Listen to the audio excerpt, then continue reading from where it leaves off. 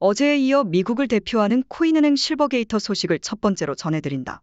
서울 뉴시스 이지영 기자 기고 내용이다.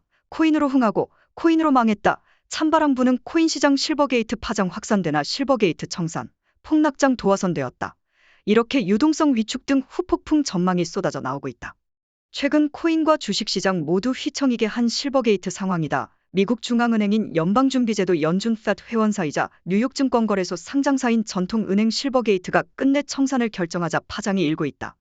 그간 미국을 대표하는 코인은행으로서 가상자산 업계에 미치는 영향이 컸기에 유동성 위기 등 후폭풍이 예상된다. 10일 업계에 따르면 연초 완연한 회복세를 보였던 가상자산 시장이 실버게이트 청산 소식에 폭락세를 보이고 있다. 시장이 실버게이트발 유동성 위기에 곧바로 반응한 것이다. 지난주까지만 해도 3,100만 원대에 거래되던 비트코인은 2,600만 원대로 추락했다. 이날 오후 1시 30분 빗썸 기준 비트코인은 7.65% 급락한 2,679만 원에 거래되고 있다. 2만 달러도 깨진 상태다. 같은 시간 코인마켓캡 기준 8.41% 빠진 19,926달러를 기록 중이다.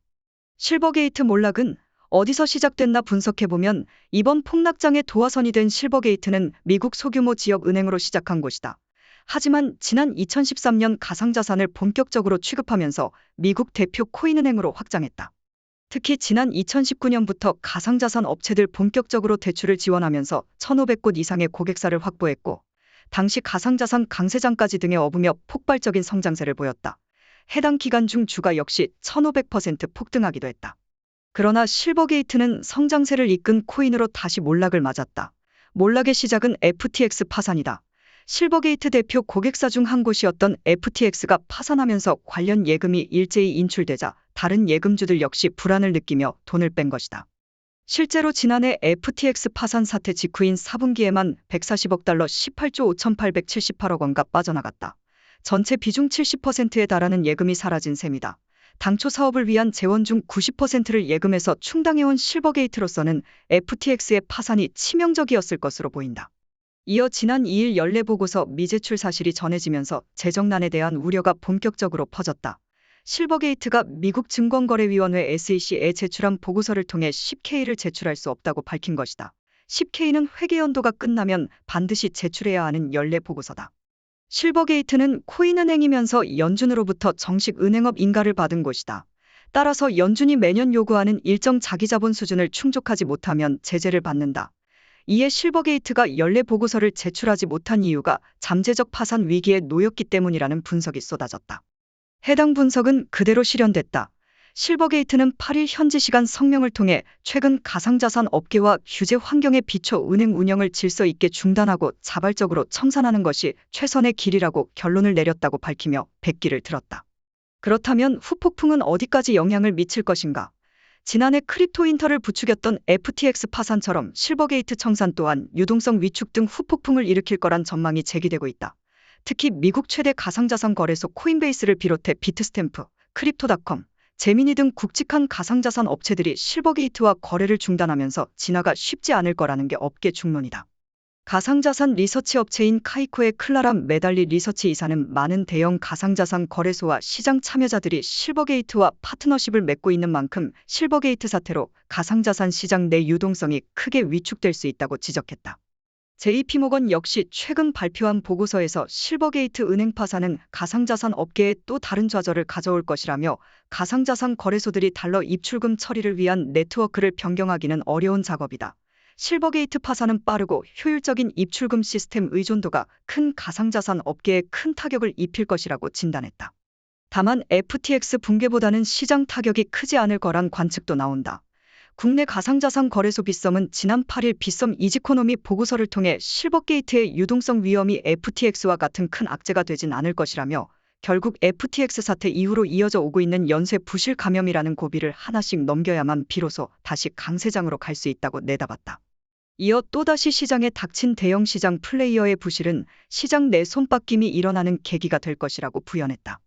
두 번째 소식으로 비트코인의 경우는 그 태생이 100% 퍼블릭 블록체인으로 설계되어 익명성이 보장되는 점을 이용하여 과거의 간혹 기사를 보면 무기 밀매나 마약 등의 대금 결제로 사용되기도 하고 자금 세탁 등에 이용이 된다. 물론 암호화폐 거래소의 KYC 제도로 인해 그 흐름을 파악한다고는 하지만 거래소가 아닌 외부 지갑으로 이동했을 때는 자금 흐름의 추적에 한계가 있다는 기사를 본 적이 있다. 비트코인이 사용자의 익명성을 철저히 보장해주는 장점이 있는 반면에 이렇게 불법적인 일에 사용이 되었을 때 자금 흐름 추적에 제약이 생긴다면 수사기관이나 금융제도권의 입장에서는 난감할 수밖에 없다. 이는 100% 탈중앙화 시스템에 기반한 퍼블릭 블록체인으로 생성된 암호화폐들이 풀어야 할 난제라고 할 수 있다. 즉, 탈중앙화 시스템이라는 것은 장점도 많은 반면에 그것을 관리 감독할 수 있는 중앙 컨트롤 타워의 존재 자체가 없기 때문에 제도권 입장에서는 골치 아픈 문제야라고 인식할 수밖에 없다. 하지만 암호화폐 원은 성격이 완전히 다르다는 것을 알아야 한다. 원 에코시스템은 암흑금융의 세계의 빛이라고 한 월라이프 대표 킹 제임스 말을 기억해두라. 과거 초창기에 프라이빗 폐쇄형 블록체인으로 설계되어 원코인이라는 이름으로 사용자 커뮤니티를 구축해왔던 암호화폐 원은 퍼블릭 블록체인에 대한 국제 표준화 기준이 생길 무렵 새로운 블록체인으로 변경하게 되고 원 에코시스템이란 이름으로 새롭게 리브랜딩을 하면서 사용자 커뮤니티에게 공식 발표하게 된다. 이 시점부터 원 유저분들이 자주 들었던 말이 있었다. 바로 월라이프 2.0으로 계정을 이전해야 한다는 공지였다. 다시 말하면 과거 프라이빗 블록체인에 있던 사용자 계정들을 새로운 블록체인에 등록해야 한다는 의미로 이해하시면 되겠다. 원 에코시스템의 핵심인 암호화폐 원은 이더리움을 기반으로 한 프라이빗 블록체인이면서 동시에 퍼블릭 블록체인으로의 연동 및 전환이 가능하게 설계된 하이브리드 블록체인으로 알려지고 있다.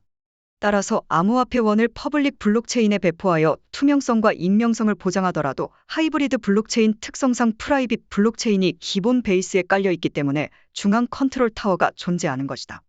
결국 문제가 되는 거래가 있을 경우 그 거래 내역의 추적이 가능하고 지분증명 방식의 합의 알고리즘을 통해 사용자의 계정을 영구 동결할 수 있는 기능도 제공하는 시스템이라고 이해하시면 될 것 같다. 오늘은 영상이 좀 길었는데요. 가상자산 시장의 흐름을 전반적으로 이해를 해야 정확한 원 에코시스템의 방향을 이해할 수 있기 때문에 뉴시스 기사 전문을 인용하였다. 결국 비트코인이 가지고 있는 탈중앙화에 대한 장점은 살리고 익명성에 대한 문제점을 완벽하게 해결한 세계 최초의 하이브리드형 퍼블릭 블록체인 폴리곤 원토큰 개발 성공시키는 쾌거를 이룬 것이다. 결국 비트코인 종류의 알트코인과 거래소, 크립토 은행이 청산 절차를 거치면서 몰락의 길을 가고 있다.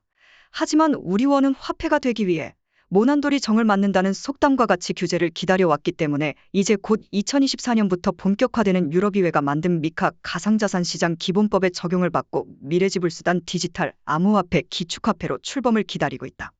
투자 조언을 하지 않으며 원 네트워크의 정보 공유만으로 제공하는 영상이다. 항상 구독과 좋아요, 알림 설정, 댓글 달아주시는 모든 분께 진심으로 감사드립니다.